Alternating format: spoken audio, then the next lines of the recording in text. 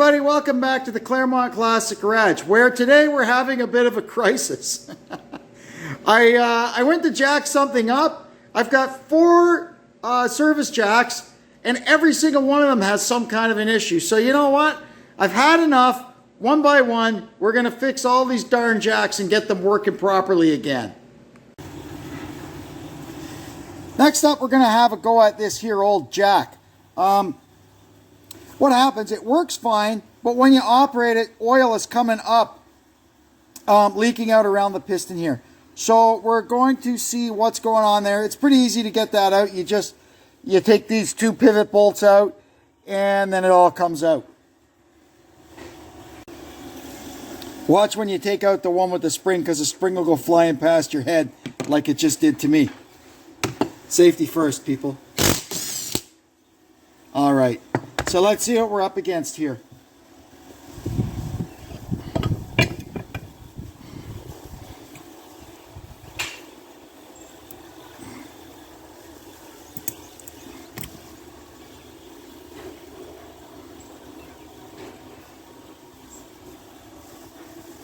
Yeah, so you can see there's our problem there. The piston seal is completely split. So when you pump it, it still pumps because the seal is there, but it leaks past. So we're going to have to see if we could come up with some way of fixing this. And there's another a dust seal up at the top here. We got to try and get that out also.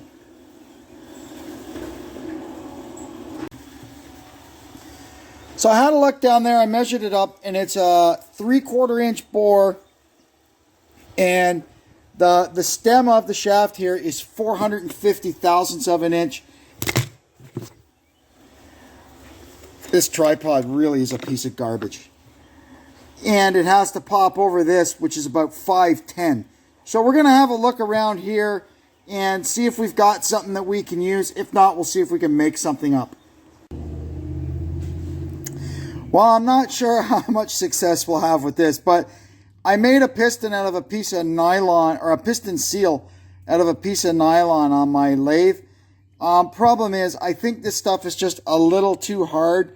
This was, the original stuff was a little more rubbery, but I've got nothing like that right now. So, for now, this is what we've got. We're going to stick it in there and see what happens. What have we got to lose? It still leaks, but not as bad. I'm going to come up with some other way to deal with this. We're back inside our jack here. Even though it worked with our homemade piston seal, because I had to make it so loose to fit over this burr or bulb on the end of it, it leaks around the shaft, and it still leaks a bit when you operate it. So I'll show you the solution I've come up with. I bought a wheel cylinder kit for a 3/4 bore wheel cylinder, which is the same bore as our jack cylinder. So all I got to do is use a hole punch and knock a hole in the center of that, but I'll make it a little smaller, and it'll fit tightly over there, and it shouldn't leak when it operates. I just used a hole punch here and knocked a hole right through the middle of it, and it went on there nice and tight. So we're going to jiggle it down into there and see how it works.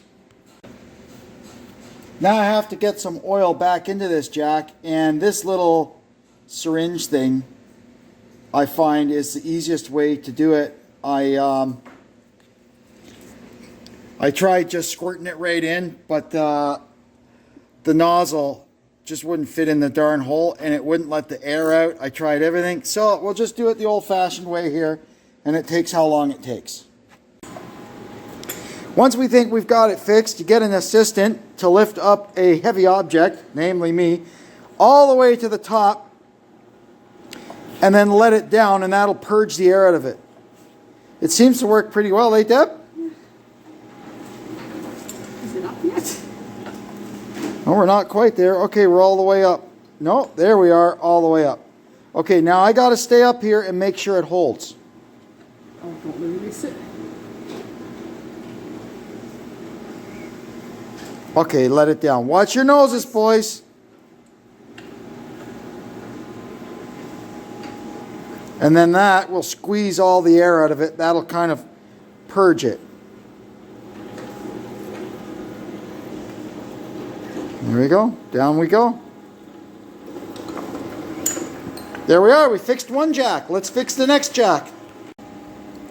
Our next little conundrum is this jack has two torsion springs that fold the handle back up. And the one on this side, the one tail broke off of it. So that's not very good. The handle kept falling down. It wouldn't stay up. Because this stupid jack, unlike a normal service jack where the handle is kind of like that, when it's in its prone position, this one leans back just a little bit. And, well, this is what happens. So it needs two springs to hold it up because it's kind of tilted back like that. And the weight of the handle makes it droop down. So when the one spring broke, the handle wouldn't stay up, and the jack was always like this, and I kept tripping over it. So I went on Amazon, and they had the springs, 3 of them for $15. I said, hey, what a bargain. So I bought them. I didn't realize to check if they were left or right wound. It was 50-50. And of course, I got the wrong ones. They're backwards. Lucky me. So I cheated.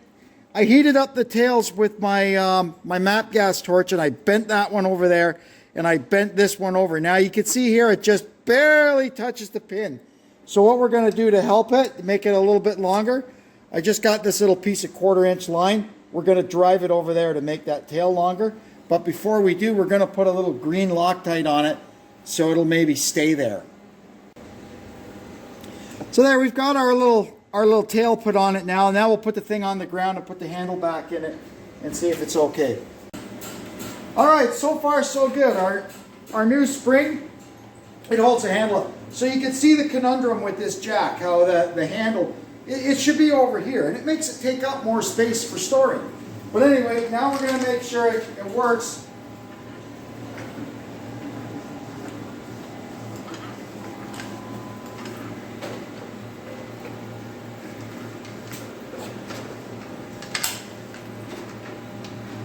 Okay, what I got to do is I got to pull this, our little extension thing back a little bit because it, there, back to about there, because it doesn't want to stay in. I may have to look for a proper spring. I'm not sure how this is going to work out. But hey, for now it's working.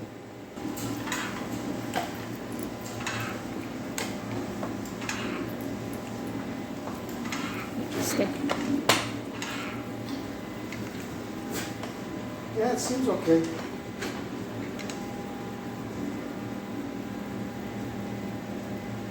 Worst comes to worst, I got 2 more springs I can experiment with.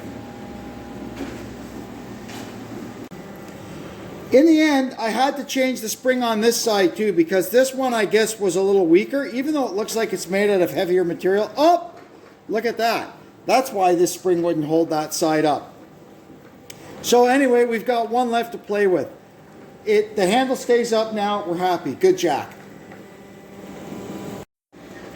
Next up is this one. And I can't really remember what's wrong with it, except I do know right now it doesn't work properly because the oil is low. So we're going to put some oil in it and then go from there. We left this thing sit for a little bit and it does leak. You can see, see there, it's leaking, and it left a little more than that on the floor. And it's coming out there out of the shaft. A lot of times when they're leaking, they'll be leaking here around the piston. Not the case with this one. It's leaking out the shaft. So we're going to get the jack part out of it, and we'll open it up and see if it's something we can fix. It's pretty easy to get it out. There's a cotter pin. You can just see the top of it right there that holds the actual bottle jack to the scissors mechanism.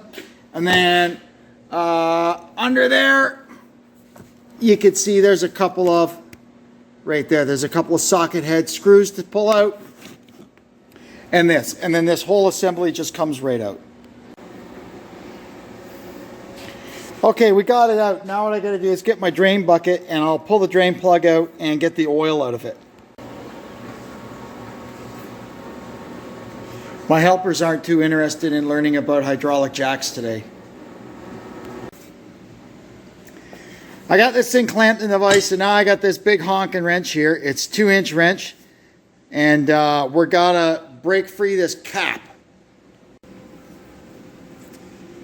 We've got all our parts cleaned up. Now I'm gonna start putting it back together.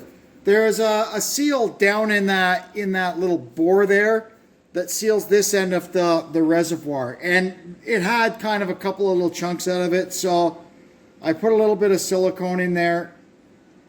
And that goes in like that with the fill hole on top.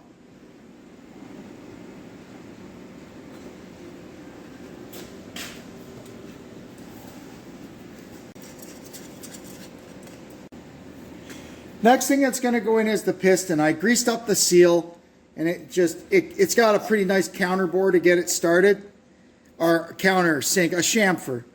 So that'll go down in like so. Now, where I think this thing is leaking is that seal in there. So I'm going to pull it out and see if I can see any damage on it.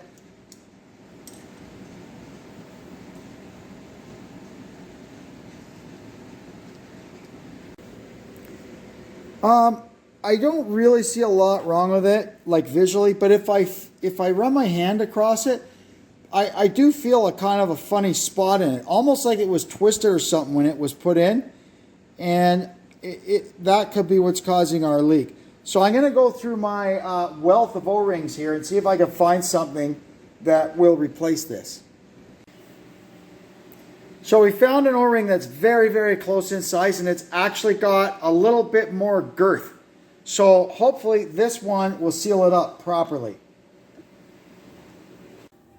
We've got our new O-ring in and everything all greased up. This O-ring here seals against the inside of this bore, and I test fitted it. It's still nice and snug, so we don't have a leak there.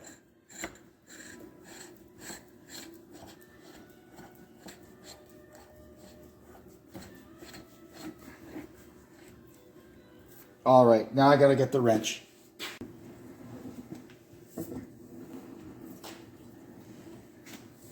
These are all my big wrenches left over from my bus mechanic days.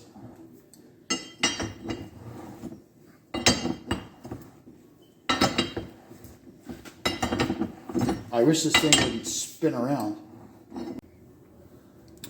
It's all back together now. We'll just put a little oil on our piston and put that back in.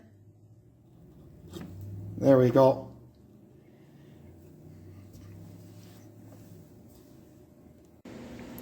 I got the cotter pin back installed that attaches the ram to the mechanism, and I got the return spring back on.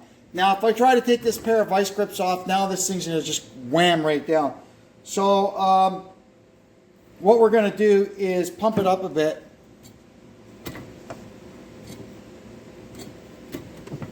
And see what happens. So that one's all back together and working well now. I've just parked it there. We're going in for afternoon coffee, and when we'll come out, we'll see if there's a puddle underneath it. If not, she's fixed. Last one is this ugly old thing. I don't know where it's from, where I got it, anything about it. It was over in the barn. So we just tried jacking it up, and it goes up to here and it runs out of oil. So before we do anything, I'm going to fill it up with oil, and we'll try it from there. This one seems to work okay, and I kind of think by looking at the decal on it, I think it's a Blackhawk, not a bad jack. I think this is my original shop jack that I bought, oh man, 30 years ago. It's lasted me a long time. So all it seemed to need was a little bit of oil, and it went right up and it came down. So same thing, we're going to leave this one sitting here while we go in and have our afternoon break. And when I come back out, I'm going to see if there's any oil underneath it. If not, we're going to take all 4 of these outside, power wash them all off, and then we'll bring them back in and lubricate all the wheels and joints and stuff on them. Well, now for the moment of truth, let's move this thing and see If there's any leakage from that seal, it'll be right there, just off the end of my shoe. Haha! It's dry as a bone. That little drip there is from me overflowing it when I filled it up. Okay, let's check this one. Let's see. Oh my goodness. Haha, the floor is dry. That's good. So, we're going to run these 4 jacks outside. We'll get them power washed off. And then we'll bring them in and get them all serviced up. Not much of this step really, just a little oil. Give a wheel a spin. Then we oil the bearing on the caster and oil the axle on both sides. Work it in. There we go. And we'll do the same on the other side. Then I'll show you what to do with the actual mechanism. Yeah, you just put a little oil here where it pivots. And I usually just put a dab here on the gears. A little bit there on that yoke. Oh, and some down in there.